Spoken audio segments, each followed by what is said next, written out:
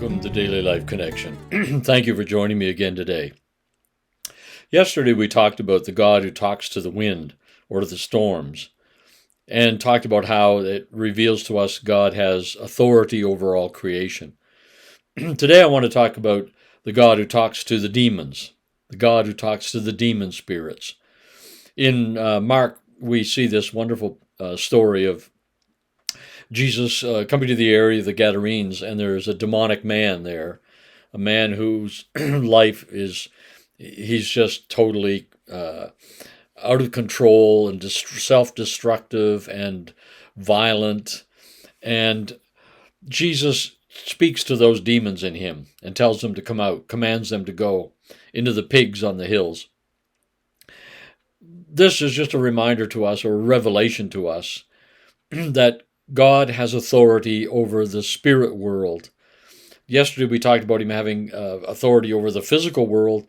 Today we're looking at the God who has authority over the demonic or the spirit world as well.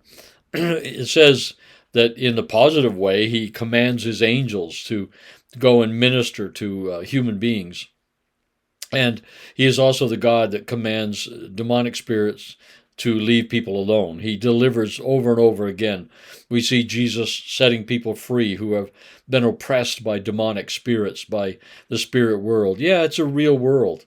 Our physical world is real for sure, and we experience it through our five senses. But the spirit world we experience through our spiritual being, and it's real. And sometimes I think we forget about that or want to ignore it.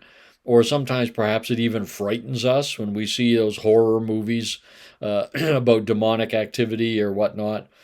But the reality is we don't need to be afraid because God has authority over that. Jesus just constantly took authority, and he gave that authority to his disciples. It said he gave them authority to cast out demons.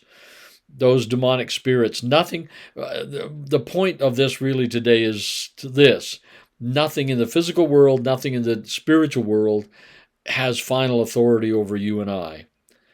Nothing, even the demonic forces of Satan himself, do not have authority over us. And I read a story one time, and I don't know, I can't validate it, but there was a preacher who was battling with the enemy and prayer and so on. And one night in the night, he woke up and he felt like Satan's presence was right in his room with him.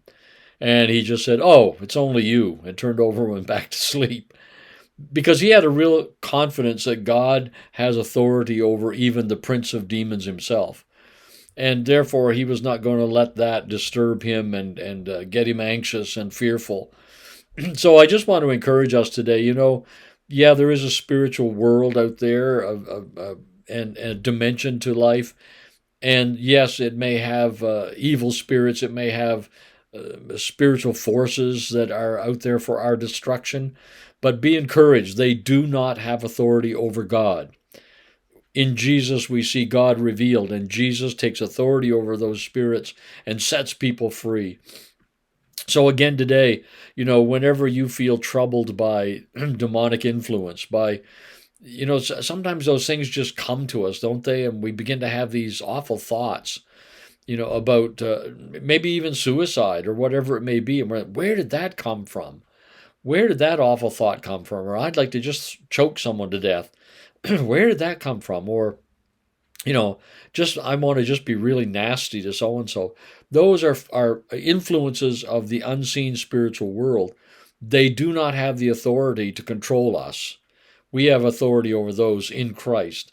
So I just want to encourage us today. Remember that God speaks to the demonic spirits, and we have that authority to speak in his name as well, and to say, speak deliverance and speak healing and wholeness to us and to those that may be oppressed and dealing with that kind of thing in their lives as well. There is nothing in all creation, physical creation or spiritual creation, that has the final authority. God has it. And in Christ Jesus, we see that. And it is our authority because he has given it to us as well.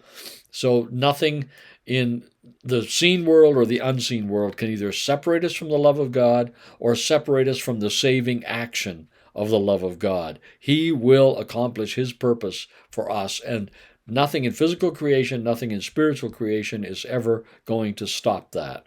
That's good news for us today. So let's think about that and rejoice in it, and we'll talk again tomorrow.